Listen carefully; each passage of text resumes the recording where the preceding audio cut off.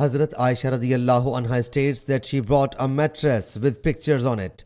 When Allah's Apostle sallallahu alaihi wasallam saw it, he sallallahu alaihi wasallam kept standing at the door and did not enter.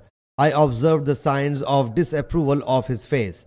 Hazrat Aisha radiyallahu anha then submitted, O Allah's Apostle sallallahu alaihi wasallam, I repent to Allah Jalla Jalaluhu and His Apostle sallallahu alaihi wasallam. What sin have I perpetrated? Allah's Apostle sallallahu alaihi wasallam whereupon said, what about this mattress? Hazrat Aisha radiyallahu anha submitted, I have purchased it for your sitting and reclining on it. Allah's Apostle sallallahu alaihi wasallam said, on the resurrection day, those people who make these pictures will be tormented, and it will be said to them, inspire life in what you have made. And he sallallahu alaihi wasallam further said, angels do not enter a house wherein there are pictures. Sahih Muslim Hadees number 5499.